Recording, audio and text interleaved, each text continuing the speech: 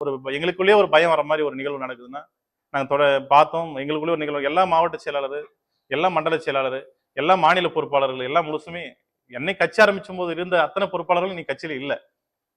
சரி, எங்களுக்கு ஏதோ ஒரு ஒரு ஒரு தகவல் கேட்கணும், இல்ல கட்சி அடுத்த கட்டத்துக்கு கொண்டு போகணும் செய்யணும்னா நேரடியாக சீமானன் தொடர்பு போக முடியல. அவர் பேச முடியாது. ஏதோ ஒரு விஷயம் எப்படியோ ஒரு நாள் 2-4 மாசம் ஒரு டைம் ஒரு செய்தி போட்டால் ஒரு குரல் செய்தி போடுவார், செய்வார், முடிஞ்சா போடுவார், எல்லாம் நிறுத்திடுவார். இப்படிதான் இருந்துச்சு. அதுக்கு இருக்கிற மாநில பொறுப்பாளர்களையும் கட்சியில இல்லை.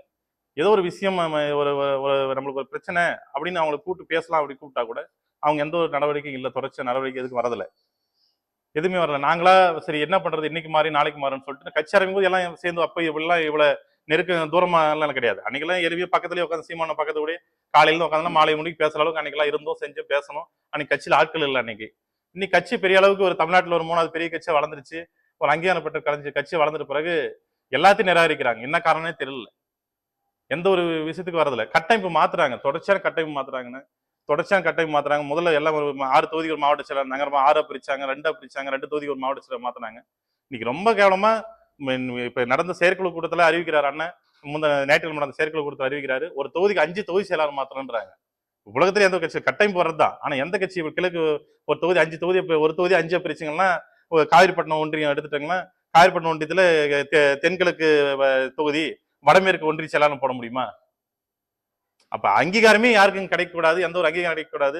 சரியா வளர்ந்து வராங்க, கட்சி நல்லா வளர்ந்து வராங்கன்னா இவங்களை வளர்ந்து வராங்கன்னா இவங்களே தள்ளி வச்சிடுறாங்க, புதுசா ஒரு ஆட்கள் எடுக்கிறாங்க. ஏன்னு கேட்டா 15 வருஷம் எங்களுடைய குடும்பத்தை இழந்து செஞ்சு எங்க பொண்டாட்டி தாலியை வித்து நாங்க ஒரு விட உழைச்சு எல்லாமே எல்லா சொத்து பத்து எல்லாத்தையும் இழந்து கோடிக்கணக்கான ரூபாய் கடத்தப்பட்டு தான் இந்த கட்சி நாங்க வளர்த்தோம்.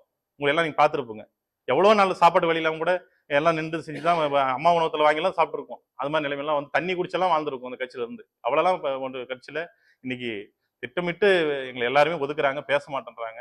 தமிழ்நாடு முழுசும் நிலை இருக்குது. ஒரு வாரத்துக்கு ஒரு முறை போறாங்க. கடைசியா நீங்க இந்த காளிமாக்காருடைய நீங்க அவருக்கு பேசின குரல் பதிவு நீங்க கேட்டிருப்பீங்க.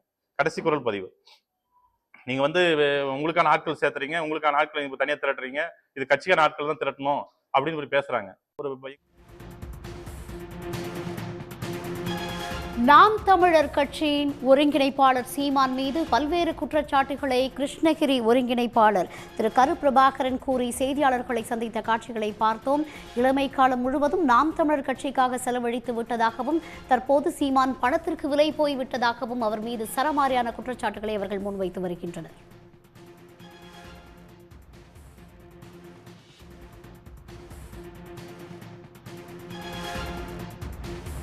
நாம் தமிழர் கட்சி நிர்வாகிகள் சீமான் மீது சரமாரியான குற்றச்சாட்டுகளை முன்வைத்து வருகின்றனர். கட்சிக்காக உழைத்த தங்களுக்கு தற்போது எந்த ஒரு நலனும் ஏற்படவில்லை என்றும் அவர்கள் குற்றச்சாட்டை முன்வைத்து இருக்கின்றனர். தொடர்ந்து சீமான் மீது பல்வேறு குற்றச்சாட்டுகளை முன்வைத்து அவர்கள் போர்க்கொடி தூக்கி கிருஷ்ணகிரியில் செய்தியாளர்களை சந்தித்து வரும் காட்சிகளை பார்த்து கொண்டு வருகிறோம். நாம் தமிழர் கட்சி நிர்வாகிகள் சீமான் மீது பல்வேறு குற்றச்சாட்டுகளை முன்வைத்து வருகின்றனர். எந்த காரணங்களும் கூறாமல் திடீரென கட்சி நிர்வாகிகளை நீக்கி விடுவதாகவும் அவர்கள் குற்றச்சாட்டை முன்வைத்து வருகின்றனர். சீமான் சாப்பிடும்போது யாரும் இருக்கக்கூடாது, அவர் வரும்போது எப்படி நடந்து கொள்ள வேண்டும் என்பது மட்டுமே அந்த செயற்குழுவில் பேசப்படுவதாகவும் நாம் தமிழர் கட்சியின் தலைமை ஒருங்கிணைப்பாளர் சீமானுக்கு எதிராக கிருஷ்ணகிரி மாவட்ட நிர்வாகிகள் போர்க்கொடி தூக்கி வருகின்றனர். அவர் மீது அடுக்கடுக்கான குற்றச்சாட்டுகளையும் அவர்கள் முன்வைத்து வருகின்றனர்.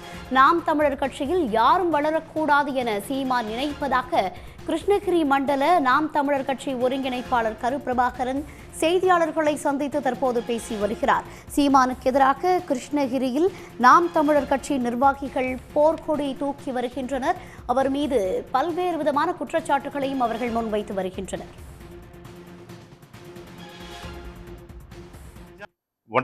மொத்தம் இங்க இருக்கிற பொறுப்பாளர்கள் கூட நேரம் வர கிருஷ்ணகிரி வராரா, ஒரு பொதுக்கூட்டத்துக்கு வராரு செய்யறாருன்னா அந்த பொதுக்கூட்டத்துக்கு நேரம் வருவாரு, நேரம் அறைக்கு போயிடுவாரு, கதவு சாத்திக்குவாரு, திருப்பணும் பொதுக்கூட்டத்தோட போயிடுவாரு. இங்க அவன் பொதுக்கூட்டத்தை எப்படி நடத்தினா, என்ன செஞ்சான், இந்த இவ்வளவு லட்சம் செலவாயிருக்கும், 10 லட்சம் 20 லட்சம் செலவாயிருக்கும், எப்படி பண்ணா, செஞ்சா, யார் முன்னாடி நின்று செஞ்சா பண்ணா எதுவுமே நடக்காது. நாங்க ஏதோ போயிட்டு வாட்ச்மேன் மாதிரி உட்காந்து கீழே உட்காந்து நீ பாத்துருக்கோம், எந்த போட்டோ வாட்ச்மேன் மாதிரி கீழே உட்காந்து அங்க மைக் சரியில்லையா, இங்க மைக் சரியில்லையா, இல்ல இங்க கொடி கட்டலாம் அங்க கொடி கட்டணும் பாத்துட்டு உட்காந்துருக்கோம். ஒரு நாள் கூட இந்த கட்சி கூப்பிட்டு ஒரு திட்டத்தை ஒரு நாள் கூட நெருக்கம் எந்த பொறுப்பாளர்கிட்டையும் எங்களை உட்பட தமிழ்நாடு முழுசு எந்த பொறுப்பாளர்கிட்டையும் இவங்க கூப்பிட்டு இந்த கட்சி அடுத்த கட்டத்துக்கு என்ன கொண்டு போல ஆலோசனை கேட்டதில்ல. இவங்களே ஒரு 4 பேர் தலைமையில் உட்காந்துக்கிறாங்க, சென்னையில இருந்து பார்க்கும்போது உங்களுக்கு அரசியல் வேற. தமிழ் தேச அரசியல், தமிழ் தேச அரசியல் எளிமையான அரசியல் இல்லையே உங்ககிட்ட.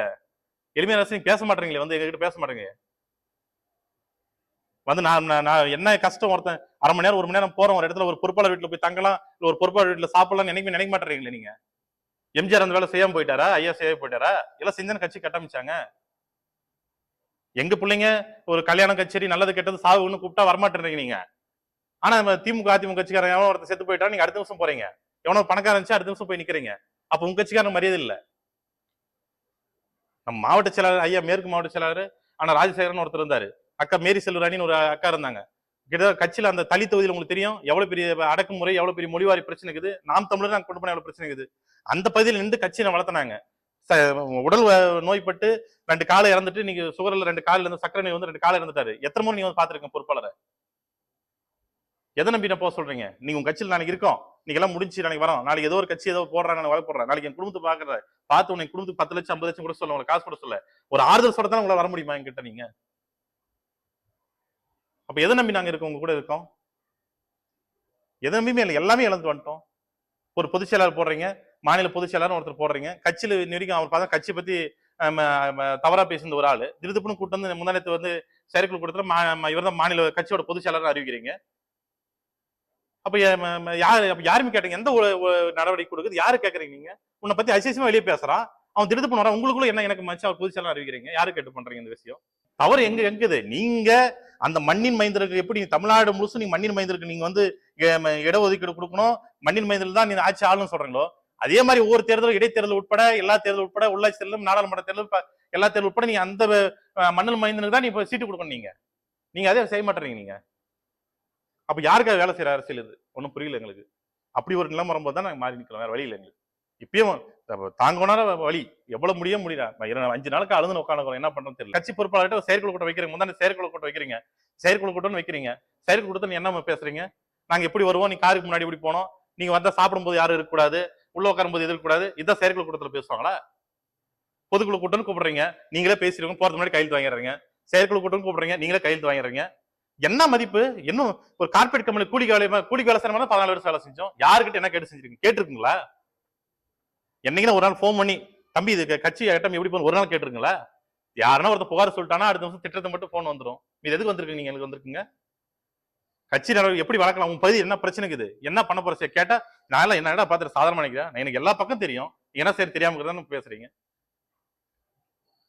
ஒருத்தன் எவனை எடுத்து பேசிட்டா அவனுக்கு ஆப்போசிட்டா ஒரு 4 பேர் 5 பேர் நீங்களே உருவாக்குறீங்க, கேட்டா இல்லன்றீங்க. வழி தாங்க முடியாத வழியா நடக்குது. நாங்க என்ன ஏழ்மையா இருக்கோம்? நீங்க சொல்றீங்க அண்ணன் வீட்டுல பேசுறீங்க, நாங்க என் வீட்டுல வந்து என் பொண்டாடி பிள்ளை உனக்கு ஏரி வேலைக்கு காடு வாங்கி ஏரி வேலைக்கு தான் போயிருக்காங்க ஒரு மண்டல செயலர் வீட்டுல. நீங்க உங்களோட வீட்டுல எப்படி இருக்குங்க? எனக்கு 5 ஏக்கர் நினைச்சு இல்ல, உங்களுக்கு என்ன இருந்துச்சு? வீட்டுல நீங்க 5 காரு 15 பேர் வேலை செய்யறாங்க, 3 பேர் தான் இருக்குங்க வீட்டுல, குடியே இருக்குங்க, 15 பேர் வேலை செய்யறாங்க உங்களுக்கு வீட்டுல. எளிமையான கட்சி மாசம் 2 லட்சம் வாடகை கொடுக்குறீங்க. யாரு எளிமையான கட்சின்னா? யாரு குறை சொல்றீங்க? நீங்க எல்லாம் இழந்துட்டோம். நீங்க திருப்பணியும் நீங்க கட்சி விட்டு சேர்த்துவங்க சேர்த்தாம போவாங்க, அதெல்லாம் உங்களோட இஷ்டம். நாங்க அதை பத்தி வரல, வந்துட்டோம். தெரியாம எந்த ஜென்மத்துல செஞ்ச பாவமும் அந்த ஜென்மத்துல வந்து உங்ககிட்ட மாட்டிக்கணுன்ற மாதிரி கண்டிப்பா மாட்டி 14 வருஷம் எங்க வாழ்க்கை இழந்துட்டோம். படிச்ச பையன், தம்பிங்க எல்லாம் படிச்ச பையன், 18 வயசு 16 வயசுல கல்லூரி கூட முடிக்கல, முழுசா வந்தாங்க, வெளியே வந்தாங்க. இதான் பொண்ணு 10,000 பேர் மேல இருக்காங்க. நீங்க என்ன பண்ண முடியும்னு நினைக்கிறீங்க? 15 வருஷம் ஆச்சு. 1ல இருந்து 4 ஆனீங்க, 4ல இருந்து 7 ஆனீங்க, 7ல இருந்து 14 தான் போயிருங்க. நீங்க ஏன் 7ல இருந்து 8 கூட ஆகல? எங்க மாற்றம்? அவ்வளவுதான். நீங்க இவங்க எல்லாம் இந்த மாற்றம் இல்ல, இவங்க எந்த வேலையும் செய்ய மாட்டாங்க, எதுவும் பண்ண மாட்டாங்க, செய்ய மாட்டாங்க. எந்த இளைஞர்களும் உங்க வாழ்க்கைக்கு எடுத்துறாதுங்க. அவங்க மனைவிகளுக்கு எல்லாம் இளைஞர்கள் கூட சொல்றேன், அவங்க குடும்ப பெண்கள் சொல்றேன், தயவு செஞ்சு உணர்ச்சி பெருகு ஊட்டி, உணர்ச்சி எங்களை ஊட்டி, எங்களை வேற திசைக்கு நாங்கெல்லாம் போய் சம்பாரிச்சு இருப்போம், எங்களை இது மாதிரி ஊட்டி பண்ணாதீங்க. அப்ப நான் கூப்பிட்டோமா, நாங்க செஞ்சுமா, உங்களாம் செய்ய சொன்னோமெல்லாம் கேட்காதீங்க. எல்லாம் அடுத்த கட்ட தமிழ்நாடு முழுசுன்னு ஏற்கனவே இவங்க தமிழ்நாடு முழுசு இருக்கிற மாநில ஒருங்கிணைப்பாளர் உட்பட கடைசியா எல்லாரும் உட்பட வெளியே இருக்காங்க. நிறைய பேர் இவங்க விலைக்கு வெளியே இருக்காங்க. சில பேர் இப்போ இன்னும் இருக்கிறவங்க வெளியே வர போறாங்க. இவங்கெல்லாம் இணைச்சி செஞ்சுட்டு வர நவம்பர் 27க்குள்ள ஒரு நல்ல மாவீரர் நாள் உள்ள ஒரு நல்ல முடிவு எடுத்து ஒரு தமிழ் தேசிய இயக்கமா இப்ப புதுசா கட்டுறதா இல்ல இருக்கிற தமிழ் தேசிய இயக்கத்துல நல்ல இயக்கமா நாங்க போய் சேரதான்றது நவம்பர் 27க்குள்ள முடிவு பண்ணுவோம். அப்ப நீங்க அடுத்து கூட இருக்கிறவங்க 4 பேர் பண்றாங்கன்னு கூட இருக்கிறவங்க வந்து இவங்க எல்லாம் சரியில்லை, இவங்க சீமான வந்து அப்படி ஒரு மோட்டிவேஷன் பண்ணி உள்ள நிறுத்தி வச்சுக்கிறாங்க, கட்டமிஷன் அப்படிலாம் பொய்யெல்லாம் சொல்ல முடியாது. சொல்றேன் 2010 இன்னைக்கு இல்லைன்னா 2019 சொல்றோம். நாங்க 2019 முன்னாடி எங்களுக்கு அந்த இதெல்லாம் தெரியல. 2019 முன்னாடி நாடாளுமன்ற தேர்தல் வருது, வாக்கு சேகரிக்கும், அதுக்கப்புறம் தான் கட்சியோட வேலைகள் அதிகமா இருக்குது. அப்போ வந்து சொல்லிட்டு தாங்க, யாரும் சொல்லாமலாம் இல்லைன்னு. அவர் கேட்கல, யாரையும் காது கொடுத்து கேட்கலாம். அவர் ஒரு நிமிஷம் கூட பேச, நீங்க எந்த தமிழ்நாடு முழுசும் கேட்டு பாருங்கண்ணே. அவர் கூட இருக்கிற 4 பேர் தவிர அவர் தமிழ்நாடு முழுசு எந்த மண்டல செயலாளர்கிட்ட பேசுனது கிடையாது, எந்த மாவட்ட செயலாளர்கிட்ட பேசுனது கிடையாது, எந்த பொறுப்பாளர்கிட்ட பேச மாட்டார். அந்த பதில் பேசி விடுவாங்க, போடுவாங்க, அவங்களும் தூக்கி விட்டுருவாங்க. அதுல யாரும் ஒரு மாநில பொறுப்பாளர் உள்ள அடுத்து வேலை செய்வான், இல்ல யாரும் ஒரு பணக்காரன் வருவான், உடனே எல்லாம் திமுக வலுவான ஒரு ஆட்கள் வருவாங்க, அவங்கள வச்சு கட்டமைப்பு போனது யாருக்கிட்டே பேசுனது கிடையாது. அப்படிதான் எடுத்துக்க முடியும். உடனுக்குடன் செய்திகளை தெரிந்து கொள்ள சன் நியூஸ் பெல் ஐகானை கிளிக் பண்ணுங்க.